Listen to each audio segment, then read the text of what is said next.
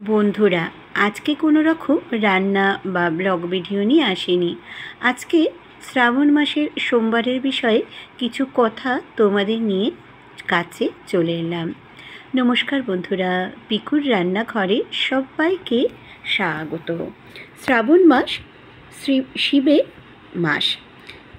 এই সময় ব্রত রাখা কিন্তু অত্যন্ত শুভ বলে মনে করা হয়, কারণ শ্রাবণ মাসে কিন্তু যখন সমুদ্র মন্থন হয়েছিল সেই সময়ে বাবা মহাদেব কণ্ঠে তীব্র হলাহল বিষ ধারণ করেছিলেন, আর দেবী পার্বতী তা নিবারণ করেছিল। তাই এই সময় শিবভক্তরা এই শ্রাবণ মাস জুড়ে দুধ গঙ্গাজল শিবের মাথায় ঢালে। এই সময় যদি কেউ শ্রাবণ মাসের উপবাস রাখে 4টে সোমবার, বা যদি সম্ভব হয় 2টো বা 1টা সোমবারও যদি কেউ রাখে, তাহলে তাদের সমস্ত মনস্কামনা এই সময়ে পূরণ করে। যদিও সেই মনস্কামনা কিন্তু কোনো রকম কারোকে ক্ষতি করা নয়। এই সময় যদি খুব ভালো মনস্কামনা পূরণ করেন বাবা মহাদেব, কিন্তু খুব নিষ্ঠার সঙ্গে এই পুজো করতে হয়। আমি তাই তোমাদের কাছে একটু জানালাম।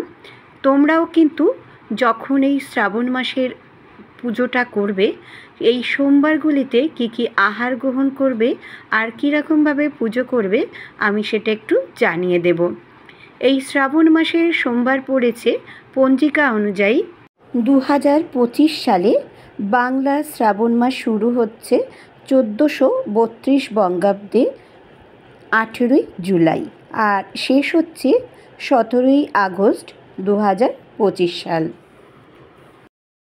শ্রাবণ মাসের প্রথম সোমবার তোমরা যখন করবে, তার আগের দিন রবিবার দিন নিরামিষ আহার গ্রহণ করতে হবে।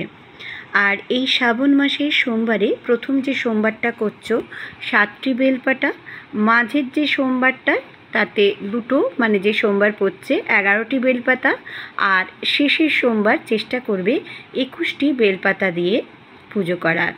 আর যখন বাবার মাথায় জল ঢালবে তখন অবশ্যই কিন্তু ওং নমঃ শিবায়, পারলে সবথেকে যদি বেশি ভালো হয় মহামৃত্যুঞ্জয় ব্রত যদি তোমরা বলতে পারো। ওং ত্র্যম্বকম যজামহে সুগন্ধিম পুষ্টিবর্ধনম উর্বারুকমিব বন্ধনা মৃত্যুমুক্ষীম অমামৃতম।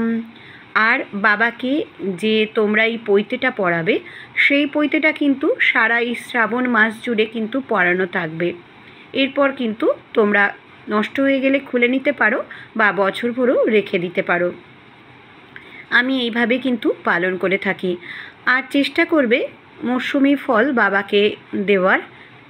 আর এই সময় অন্তত বাইরের খাবার এড়িয়ে চলা ভালো। মাছ, মাংস, ডিম এগুলো সারা শ্রাবণ মাস জুড়ে যদি না খেতে পারা যায়, অত্যন্ত শুভ ফল লাভ করা যায় তাহলে। আর অনেকে দেখেছি যে তারা সোমবার ব্রতকারণ করবার পরও কিন্তু সিদ্ধ ভাত খায়। এটা না খাই ভালো। যদি সম্ভব হয় তাহলে অন্তত তারা কিন্তু ডালিয়ার খিচুড়ি বা সাবুর খিচুড়ি খাওয়া যেতেই পারে। তবে ফল মিষ্টি গ্রহণ করা অত্যন্ত শুভ। এছাড়া বাবার ফুলগুলির মধ্যে অপরাজিতা ফুল আমি দেখিয়ে দিলাম তোমাদের, আকন্দ ফুল, আর হচ্ছে ভীষণ প্রিয় বাবার হচ্ছে ধুতরা ফুল। এই ফুলগুলি তোমরা দেবে। আর এই সময় কিছু বিশেষ সবজি আছে, সেই সবজিগুলো না খাওয়াই ভালো, অর্থাৎ এড়িয়ে চলাই ভালো। সেই সবজিগুলির মধ্যে বেগুন, ঢ্যাঁড়স, কচু এই খাবারগুলো না খাওয়াই ভালো। এছাড়া তামাক জাতীয় সেবন বা প্যাকেট জাতীয় কিছু খাবার না খাওয়াই ভালো।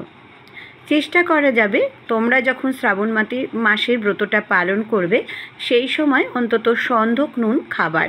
যদি একান্ত নুন খেতে পারো তাহলে সন্ধক নুন, আর যদি নাও খেতে পারো তাহলে আরও ভালো হয় নুন বর্জন করে যদি খাবার খাওয়া যায়। আজকের এই ভিডিওটি তোমাদের কাছে কেমন লাগলো, কিছু উপকৃত হলো কিনা তাও বলবে তোমরা। আমি এরপরে কীভাবে কী দিতে হয় আমি শ্রাবণ মাসের প্রথম সোমবার বা শেষের সোমবার আমি যেভাবে করব তোমাদের কাছে নিয়ে চলে আসব। এটি যদি এই তথ্যটি তোমাদের কাছে যদি ভালো লেগে থাকে তাহলে সাবস্ক্রাইব, লাইক, শেয়ার করো। নিচে থাকা বেল বাটনটা প্রেস করে দিও, যাতে নতুন নতুন রেসিপি, ব্লগ বা তোমাদের কাছে এরকম তথ্য নিয়ে আমি চলে আসতে পারি, আর তোমরাও যাতে দেখতে পারো। সবাই খুব ভালো থেকো, সুস্থ থেকো। আর একবার সবাই আমার সাথে বলো, হর হর মহাদেব। সবাই খুব ভালো থেকো, সুস্থ থেকো। ধন্যবাদ এতক্ষণ আমার সঙ্গে থাকার জন্য।